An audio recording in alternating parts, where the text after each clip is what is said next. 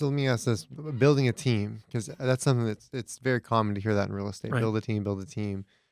Would you say it's best to build as you need and not just call me? You know what I mean? Like, does that make sense? Like, Sure. I was at a seminar, I was at the club or whatever. Right. I want to build a team. Then, like you said, I don't have a Y- deal. You don't Right. have anything yet. Right. Is Yeah. it better to build those guys? I know as we've gone along, we've met people at the time we needed them, and not Right. necessarily like ahead of pre, time. a year Yeah. ahead of time. Right. Like, hey, be on my team, and then a year later, Right. all right, Or are you met ready? them after we needed them. Yeah. Yeah, that too, right? Yeah. Yeah. Let's hope that doesn't happen too often. I would say as you need them, right? I mean, I think the important thing is to know that they potentially may be down the road of somebody you need. Mm-hmm. And if you want to make an introductory call, that's fine. Most lawyers will happy spend a minute with you, but they're not going to remember who you are, Right. right?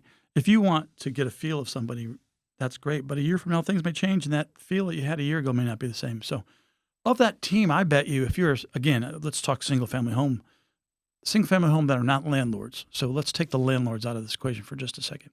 If you are a wholesaler or a fix and flipper, a lawyer is the last person you need on your team, because in many cases you may never need one, Mm-hmm. right? A good broker to help you find deals. Brokers that are investor friendly, which there's just a few out there who are willing to deal with you with the investor marketplace, right? Yeah. Because there's a lot of deals that never get signed, right? And for a real estate agent, that's not profitable because they make money getting properties under contract, right? Finding a good agent that will help you find deals as a wholesaler or as a fix and flipper. To me, a good accountant has got to be one of the first things you do, right? To help you understand how you want to book things and keep account of things and things of that nature.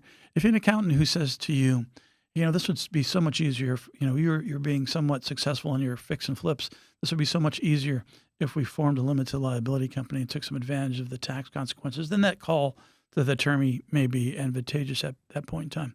But for fix and flippers and wholesalers, I don't really have a lot of them, right? Yeah. Because I get fix and flippers who go, listen, I know there's not a liability, but I'm selling properties, and if I'm selling properties, there's potential for liability.